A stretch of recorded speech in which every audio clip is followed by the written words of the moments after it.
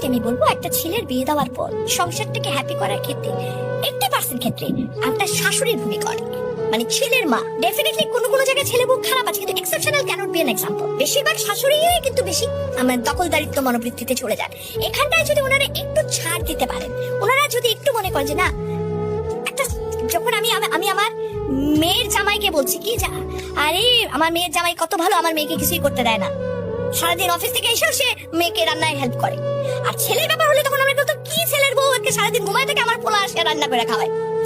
একই মানুষ কিন্তু আমরা দু রকমের মনোবৃত্তিতে যাচ্ছি, তাই না? এই জায়গা থেকে আমাদের মেয়েদের বেরিয়ে আসতে হবে। আমরা মেয়ের জামাই আসলে পোলাও কোরমার অভাব রাখি না, আর যখন ছেলের বউ তার 1/4 তো আমরা দেই না, ছেলের বউকে বলি এত নেনস তো ভালো না, আমিও তো বলছিলাম আমি তো এত খাইতাম না। সিরিয়াসলি কিন্তু ইট হ্যাপেন্স। কিন্তু মেয়ের জামার জন্য পোলাও কোরমা কোপ্তার যদি টাকা না থাকে, আমি ঋণ করে নিয়ে এসে খাওয়াবো। রিজনটা কি? রিজনটা আমি চাই আমার মেয়েটা ভালো থাকুক। মেয়ের জামাইকে খাতির করে মেয়ে রিজন কিন্তু আমার মেয়ে ভালো থাকে, আর কিছু না। তাহলে আমি যদি আমার ছেলেকেই ভালোবাসি, তাহলে আমি যদি ছেলের বউটাকে একটু ভালো রাখি, ছেলের বউটাকে ঝগড়াঝাটি কম করে ছেলের বউটাকে একটু ছাড় দেই, তাহলে কে ভালো থাকবে? বেসিক্যালি ছেলে। ইয়েস, এই জিনিসটা মাদের মাথায় ঢুকাইতে হবে যে আমি আমার ছেলের বউকে আমার ছেলের হ্যাপিনেসের জন্য ছাড় দিব।